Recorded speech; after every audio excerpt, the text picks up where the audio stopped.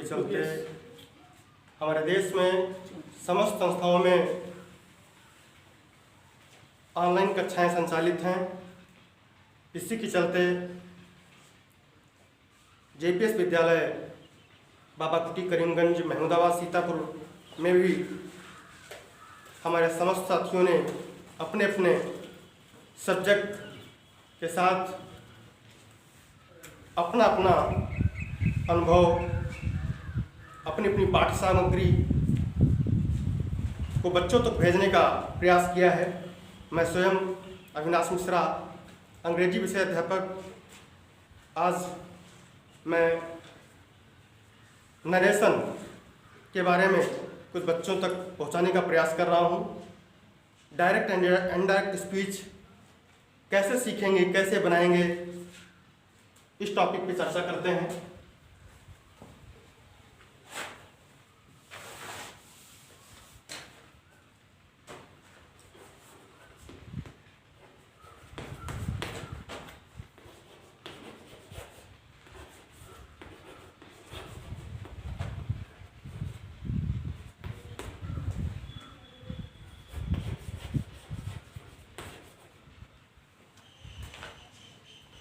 Speech दो प्रकार की होती है, डायरेक्ट स्पीच और इनडायरेक्ट स्पीच।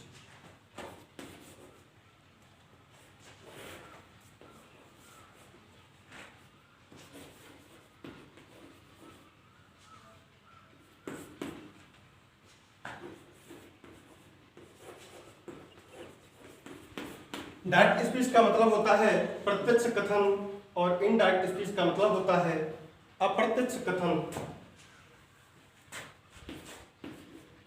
प्रत्यक्ष कथन का मतलब क्या है? प्रत्यक्ष कथन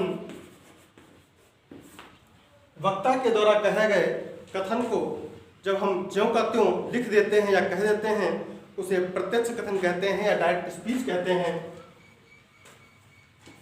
और इनडायरेक्ट स्पीच का मतलब है अप्रत्यक्ष कथन।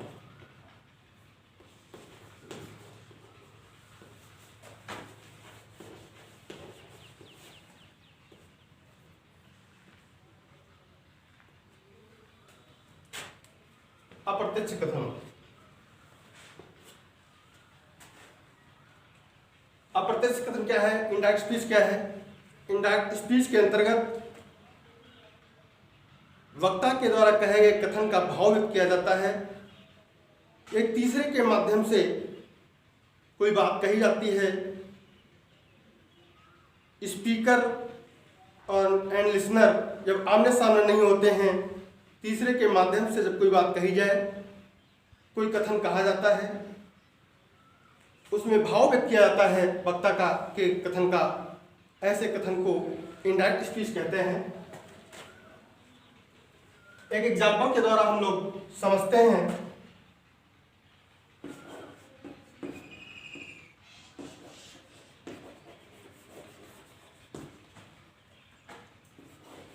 रवि said,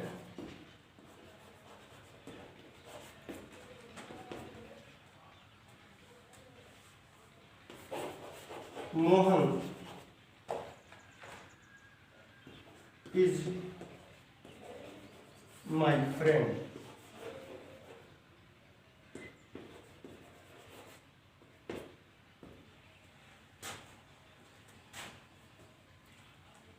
यह डायरेक्ट स्पीच है और इसको इनडायरेक्ट में कैसे बदलते हैं इसके बारे में भी पढ़ेंगे। पहले रिपोर्टिंग वर्ब और रिपोर्टेड स्पीच के बारे में जान लें। डायरेक्ट स्पीच के दो भाग होते हैं, एक होता है रिपोर्टिंग वर्ब और दूसरा रिपोर्टेड स्पीच होता है।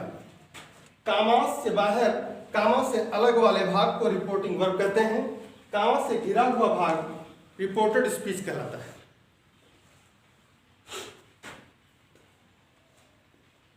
अब इसको देखते हैं इनडायरेक्ट में कैसे चेंज होता है, इसको चेंज करके देख लेते हैं। इसके नियम तो कुछ और हैं, आगे पढ़ेंगे।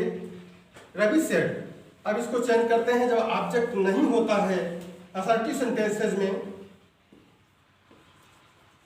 तो रिपोर्टिंग वर्ब को वैसे ही लिख देते हैं, सिर्फ दैट कंजक्शन से जोड़ देते हैं। रवि सेड मोहन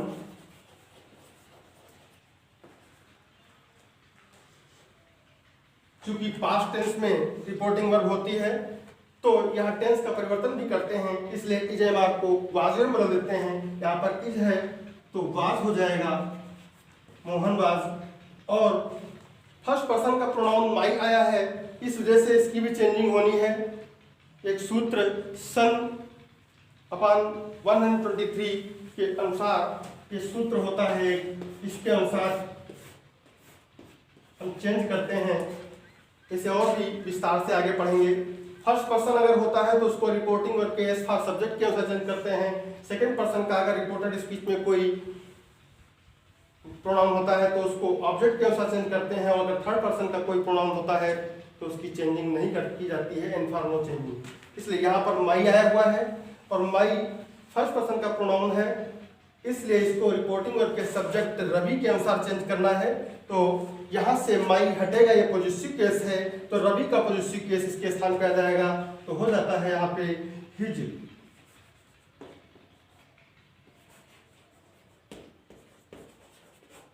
और फुल स्टॉप लगा देते हैं। चेंज करने के बाद इन्वर्टेड कॉमास हट जाते हैं असर्टिव सेंटेंसेस में। बस इसी तरीके से दैट कंजक्शन लगा करके फुल स्टॉप लगा देते हैं। और ये तीन प्रकार के जो परिवर्तन होते हैं, प्रोनाउन चेंजिंग, टेंस चेंजिंग और निकटता सूचक शब्दों की चेंजिंग, इस तरीके के ये तीन प्रकार के परिवर्तन करते हैं। तो इसके आगे हम अभी तो एग्जाम्पल इसे दे रहे थे कि डायरेक्ट स्पीच क्या है, डायरेक्ट स्पीच क्या है, इसके बारे में और आगे नियम पढ़ेंगे। कि प्रत्यक्ष कथन है, रवि से, रवि ने कहा, Mohan is my friend, Mohan मेरा मित्र है। यहाँ पर ये प्रत्यक्ष कथन रवि ने कहा और कह करके उस अपनी बात कह दी, और इस तरीके से ये आपका डायरेक्ट स्पीच हो गया। और फिर बाद में इनडायरेक्ट स्पीच पे क्या कहा जाता है, इसका भाव व्यक्त किया गया है। रवि सेड, रवि ने कहा कि मोहन मेरा मित्र, अपना मित्र था। इस तरीके से इसका भाव चेंज होता है। यहाँ पर देखा जाता है कि डायरेक्ट स्पीच पे क्या हुआ कि प्रत्यक्ष रूप से कोई बात कही गई, डायरेक्ट रूप में कही गई, उसके बाद उससे चेंज करके उसका भाव व्यक्त किया गया। इसमें यहाँ पे एक्सप्लेन करते हुए रवि ने कहा कि मोहन उसका मित्र था, इस तरीके से। एक और एग्जांपल के माध्यम से जानते हैं।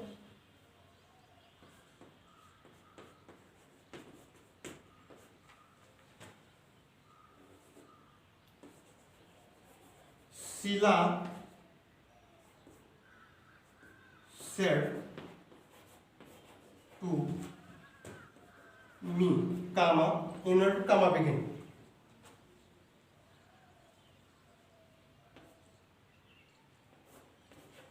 You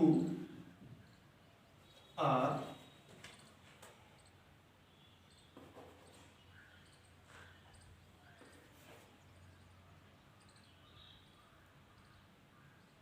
my brother.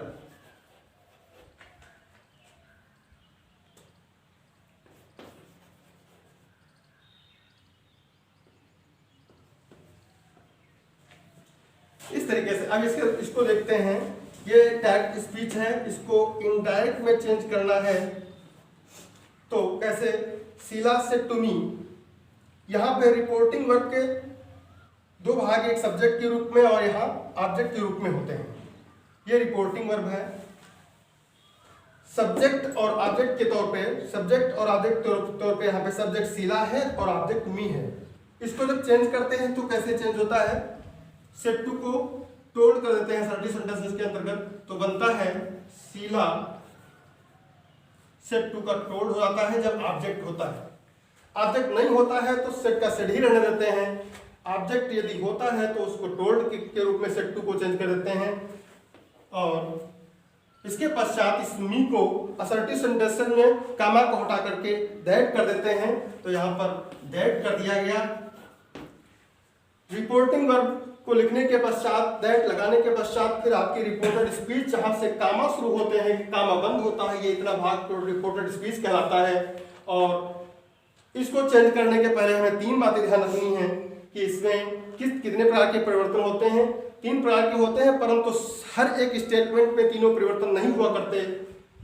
यहाँ पर देखना है पहले हमें कि जो भी पर्सन है किस पर्सन का है, सेंटेंस वर्ड कौन सा, सब्जेक्ट कौन पर्सन का है, किस पर्सन का है। तो यहाँ पर देखते हैं कि यू सेकंड पर्सन के अंदर आता है।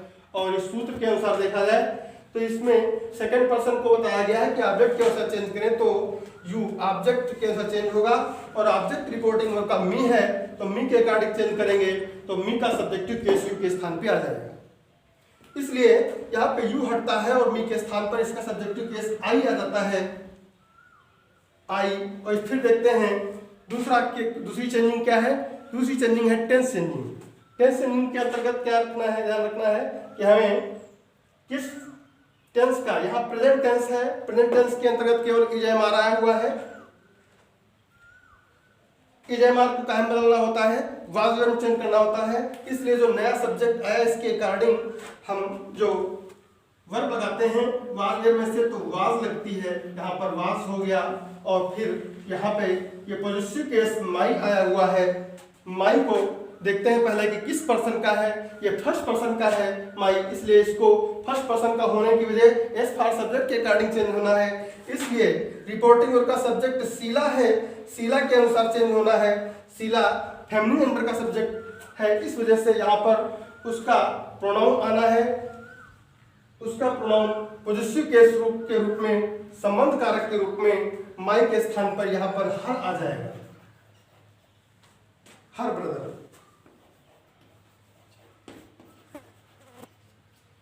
फुल स्टॉप लगा देते हैं, कामा से हट जाते हैं। इस तरीके से ये डायरेक्ट से इनडायरेक्ट स्पीच में चेंजिंग इसकी हो गई।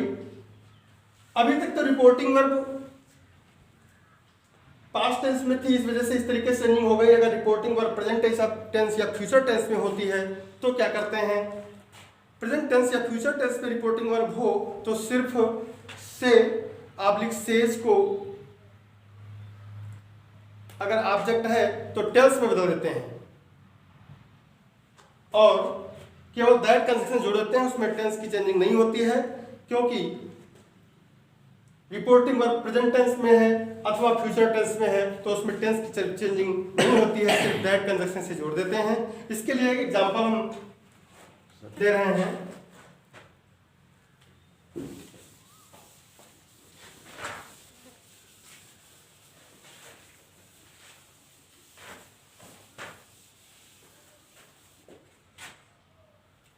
यदि रिपोर्टिंग वर्ब प्रेजेंट टेंस या फ्यूचर टेंस में हो, यदि रिपोर्टिंग वर्ब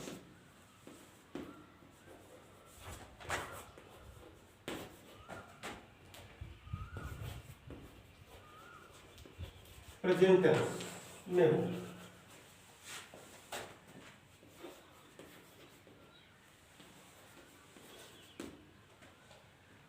एक एग्जाम्पल के माध्यम से इसे समझते हैं। डायरेक्ट स्पीच,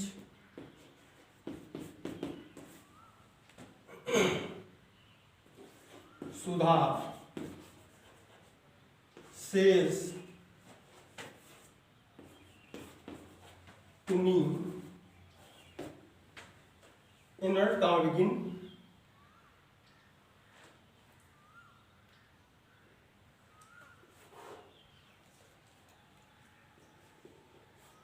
मनोज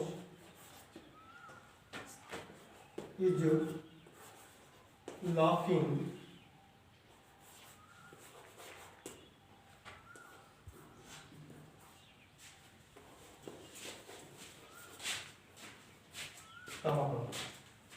इस तरीके से। इसको जब इनडायरेक्ट में बदलेंगे तो क्या करना है, ध्यान रखना है कि रिपोर्टिंग वर्ब पास्ट टेंस में है या प्रेजेंट टेंस में है या फ्यूचर टेंस में है, इस बात का ध्यान रखना। अगर पास्ट टेंस में नहीं है तो सिर्फ सेज टू को टेल्स में बदल देते हैं तो बनता है सुधा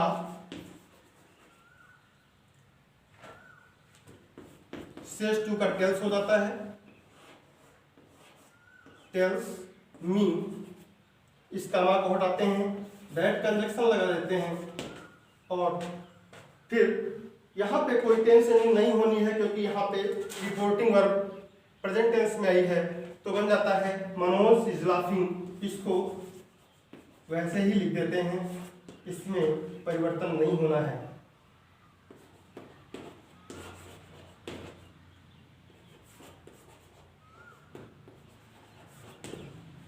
केवल कामा हटा देने हैं, दैट कंजक्शन से जोड़ देना है, सेज टू है तो टेल्स कर देना है। अगर ऑब्जेक्ट नहीं है, पर सपोज दैट ये ऑब्जेक्ट ना हो तो सेज का सेज ही रहेगा। तो इस तरीके से यदि रिपोर्टिंग वर्ब प्रेजेंट टेंस में है तो उसको चेंज करने के समय सिर्फ दैट से कंजक्शन जोड़ना है, सेज टू हो तो टेल्स कर देना है। और इसके बाद एक एग्जांपल और देखते हैं जिसमें रिपोर्टिंग वर्ब फ्यूचर टेंस में आती है तो कैसे उसे चेंज करेंगे। इसके भी लगभग मिलते जुलते नियम हैं।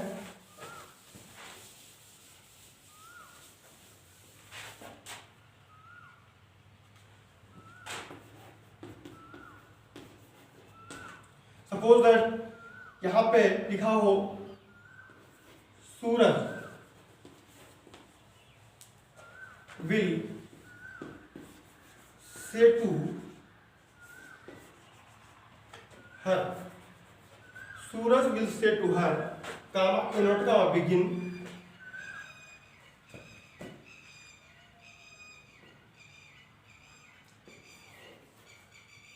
Ravi has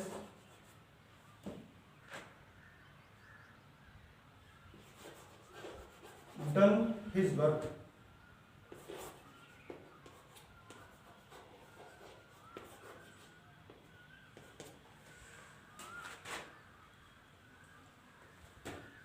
इसको चेंज करते हैं, ये डायरेक्ट स्पीच है, इसको इनडायरेक्ट में चेंज करना है।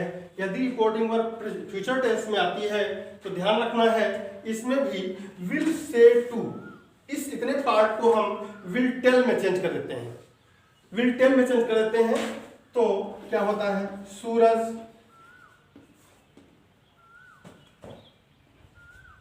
विल टेल को चेंज कर देते हैं, तो विल से टू को विल टेल में कर देते हैं, सूरज विल टेल हर। इस कामा को हटा देते हैं तो यहाँ दैट कंजक्शन आ जाता है। और इसके बाद अभी तक हमें ध्यान देना होता था यहाँ पे कोई पर्सन तो नहीं है, पर्सन है तो कैसा है, थर्ड पर्सन के अंतर्गत नाम भी आते हैं और प्रोनाउन भी आते हैं। जैसे रवि एक नाउन है और यहाँ इसके स्थान पे ही होता तो वो प्रोनाउन होता। इस वजह से ये थर्ड पर्सन के अंतर्गत ही आते हैं, तो इसे हम चेंज नहीं करेंगे, सीधे लिख देते हैं that Ravi has done. Tense changing भी नहीं होनी है,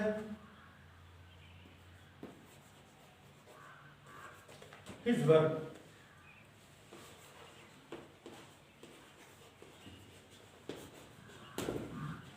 कामास हटा देते हैं।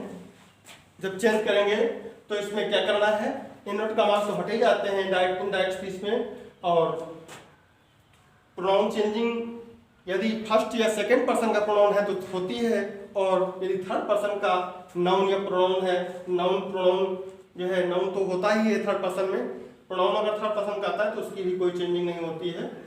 और टेंस की चेंजिंग तो होती ही नहीं है जब यहाँ पर रिपोर्टिंग वर्ब फ्यूचर टेंस में होता है। इसे विशेष कर ध्यान रखने की आवश्यकता है। तो इस प्रकार ये फ्यूचर टेंस या प्रेजेंट टेंस में रिपोर्टिंग वर्ब हो तो हम सिर्फ दैट कंजक्शन से जोड़ते हैं, टेंस चेंजिंग नहीं करते हैं। और यदि रिपोर्टिंग वर्ब पास्ट टेंस में होती है तो हम टेंस का परिवर्तन करते हैं, प्रोनाउन का परिवर्तन करते हैं। और यदि निकटता सूचक कोई शब्द है, नियरनेस एक्सप्रेसिंग वर्ड्स, तो उनकी भी चेंजिंग कर दिया करते हैं। तो इस प्रकार ये एग्जाम्पल्स दिए हैं, इनके माध्यम से सीखने का प्रयास करें।